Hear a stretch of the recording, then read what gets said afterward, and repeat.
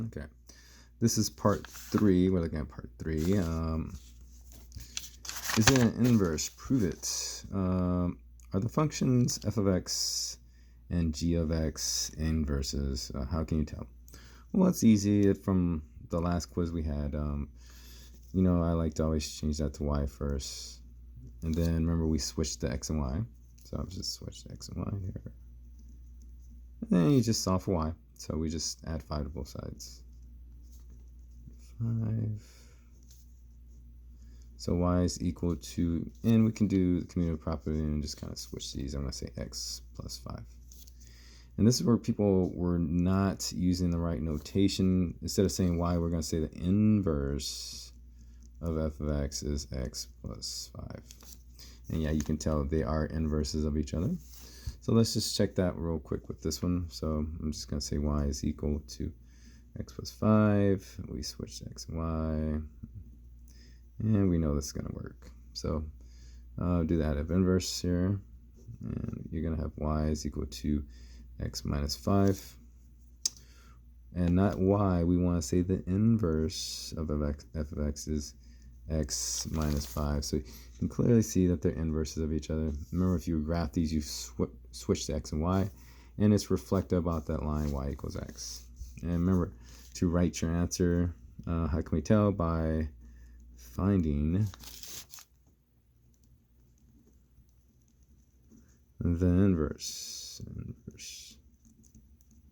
of f of x and g of x. Well, that is kind of a lot of work.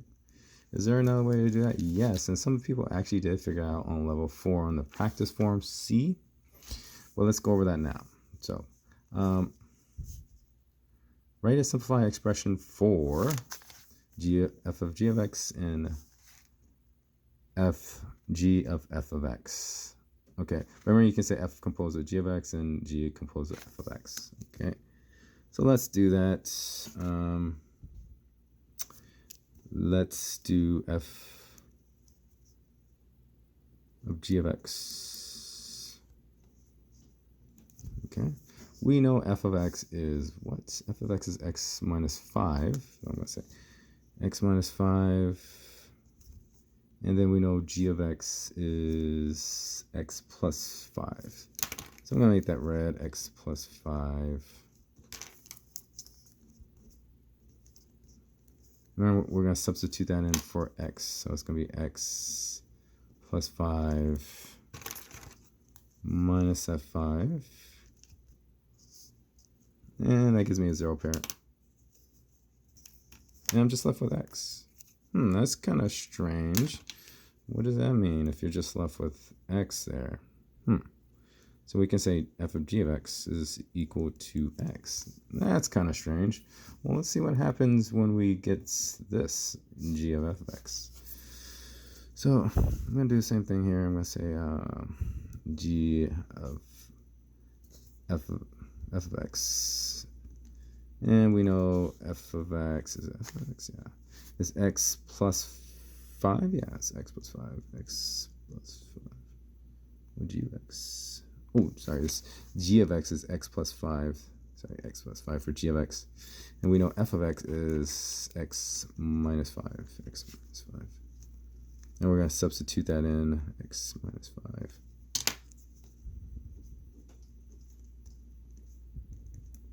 We're just going to substitute that in for x. So we see we get another 0 pair there. Okay. And what does that mean? What does that mean that we're getting these x's? You notice something here? Well, you should have with the x's. So if you get an x here, so I'm going to say that's equal to x.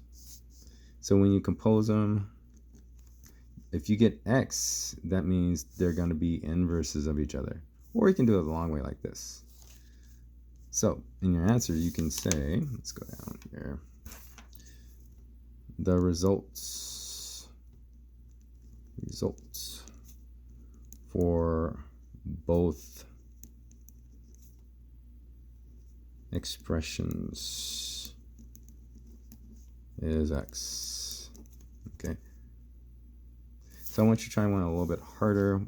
That'd be like part 4 and our last one. I want you to see if you can find the inverse of these, or are they inverses, not by switching x and y, but actually composing them like we did in the previous example here. So try these two. Are those inverses?